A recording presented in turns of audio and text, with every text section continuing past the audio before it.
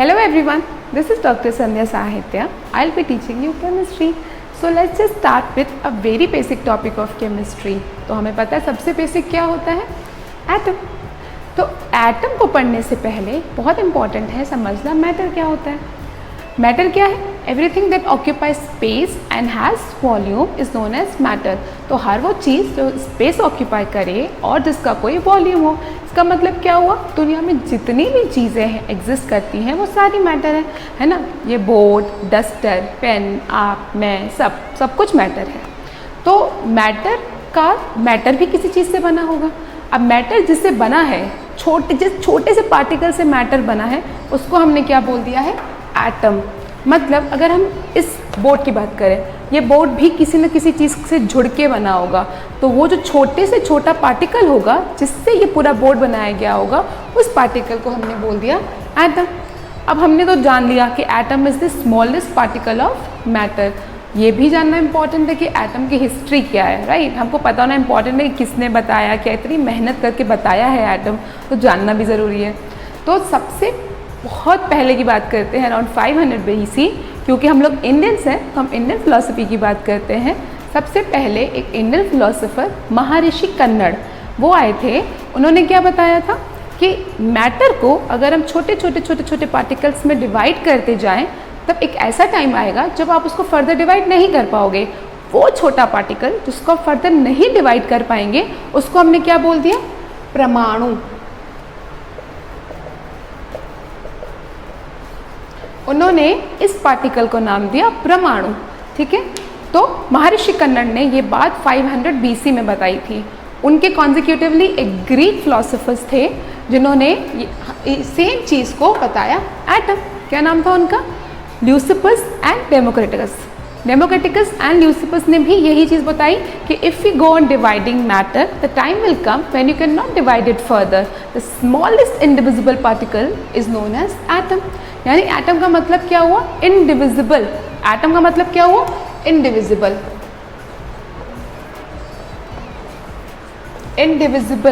Indivisible का मतलब क्या है, जिसको हम डिवाइड नहीं कर सकते, सबसे छोटा पार्टिकल.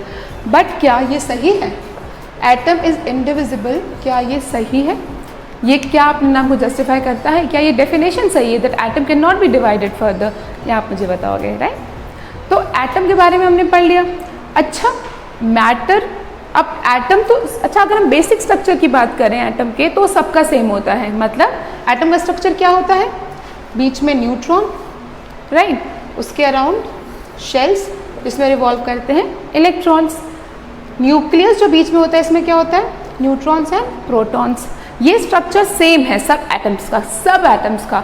जितने भी दुनिया में एटम्स है, सबका ये स्ट्रक्चर सेम है. मतलब अगर एक एटम है तो उसके बीच में होगा न्यूक्लियस के अंदर होगा न्यूट्रॉन एंड प्रोटॉन, और बाहर जो होंगे शेल्स जिसमें रिवॉल्व करेंगे इलेक्ट्रॉन्स. बट इनका नंबर डिफरेंट होता है. न्यूट्रॉन हर एटम में अलग होता है, प्रोटॉन अलग होता है और इलेक्ट्रॉन अलग होता है, जिसकी वजह से एक एटम दूसरे एटम से डिफरेंट होता है. और डिफरेंट होती हैं उसकी प्रॉपर्टीज़. मतलब मैटर एटम्स का बना है. अब ये एटम्स डिफरेंट होंगे क्योंकि नंबर डिफरेंट है, तो सबकी प्रॉपर्टीज़ भी डिफरेंट होंगी, राइट. 18th सेंचुरी तक हमें नहीं पता था कैसे एलिमेंट्स होते हैं, क्या कैसे रिएक्शन होता है, कुछ नहीं पता था.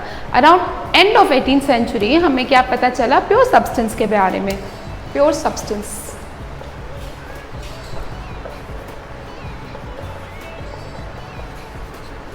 18th सेंचुरी में हमें चला प्योर सब्सटेंस क्या होते हैं. अब प्योर सब्सटेंस दो तरीके के हो सकते हैं, या तो एलिमेंट या कंपाउंड. अब जितने भी प्योर सब्सटेंस हैं, या तो वो एलिमेंट के बने होते हैं या वो कंपाउंड के बने होते हैं. अच्छा, ये एलिमेंट और कंपाउंड में क्या डिफरेंस है. जब एलिमेंट कंबाइन करते हैं तब वो कंपाउंड बनाते हैं. ठीक है. तो एलिमेंट कैसे कंपाउंड में बनते हैं, ये हमको पता चला लॉज ऑफ केमिकल कॉम्बिनेशन से. कैसे पता चला, लॉज ऑफ केमिकल कॉम्बिनेशन. ठीक है, कि कैसे एलिमेंट्स कंपाउंड में कन्वर्ट होंगे, ये हमें कैसे पता चलेगा, laws of chemical combination. Laws of chemical combination में हमें रिएक्टेंट्स और प्रोडक्ट्स के बारे में पता चलता है। कितने टाइप के होते हैं laws of chemical combination? 2 type के। पहला होता है law of conservation of mass और दूसरा होता है law of constant proportion. Okay, तो हम पढ़ेंगे law of conservation of mass के बारे में। तो law of conservation of mass क्या बोलता है? That mass can neither be created nor be destroyed in a chemical reaction. मतलब क्या हुआ, जितना रिएक्टेंट आपने केमिकल रिएक्शन करने से पहले लिया है उतना ही अमाउंट आपको प्रोडक्ट्स में मिलना चाहिए, तभी तो मास कंजर्व रहेगा। मतलब इसको हम समझेंगे बहुत सिंपल सी रिएक्शन के थ्रू।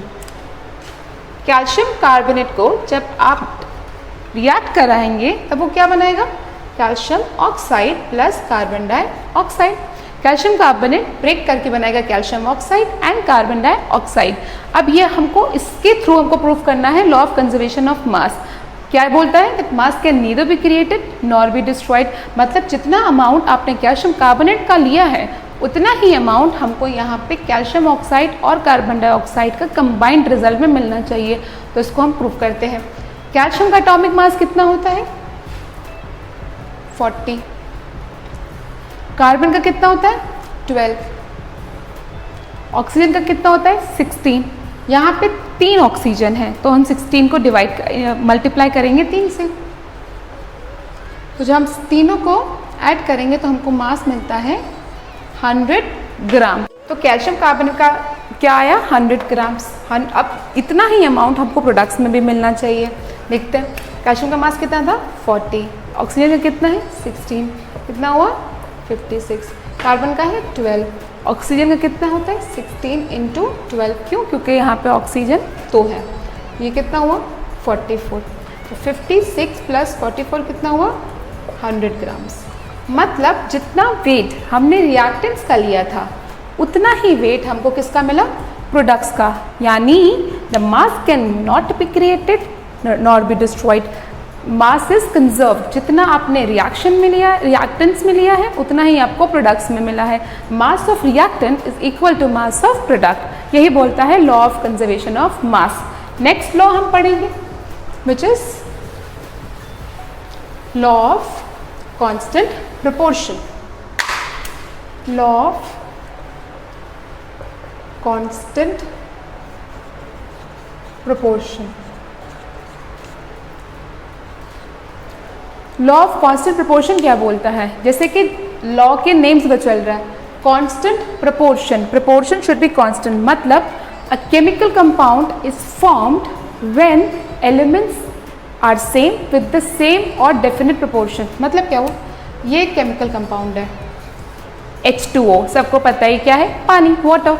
H2O ये कब बना? जब हाइड्रोजन के 2 एटम्स और ऑक्सीजन का 1 एटम कंबाइन हुआ तब ये बना वाटर। मतलब अगर आप हाइड्रोजन के 2 एटम्स लेंगे और ऑक्सीजन का 1 एटम लेंगे तभी वाटर बनेगा। अब सोर्स कोई भी हो, अब किसी भी तरीके से वाटर बनाएं, चाहे नेचुरली लें, टैप वाटर, ओशन, लैब से बनाएं, अब किसी भी सोर्स के थ्रू बनाएं, किसी भी रिएक्शन के थ्रू बनाएं, उससे मतलब नहीं है। अगर ये 2:1 के रेशो में होंगे एटम्स और यही दोनों एटम्स हाइड्रोजन और ऑक्सीजन तभी ये कंपाउंड बनेगा। अगर मैं बोलूँ मैं हाइड्रोजन का 3 ले लेती हूँ, ऑक्सीजन का 1 ही रहने देती हूँ तो क्या हमको वाटर मिलेगा? नहीं। मैं बोल रही हूँ हाइड्रोजन का 4 ले लेती हूँ, ऑक्सीजन का 2 ले लेती हूँ तो हमको मिलेगा? नहीं। हमको वाटर तभी मिलेगा जब 2:1 के रेशो में मिलेगा। ठीक है, तो H2O तभी बनेगा जब 2:1 का रेशो होगा वॉट एवर द सोर्सेज। यही बोलता है कांस्टेंट प्रोपोर्शन। सेम चीज़ कार्बन डाइऑक्साइड, ये किसके रेशो में है?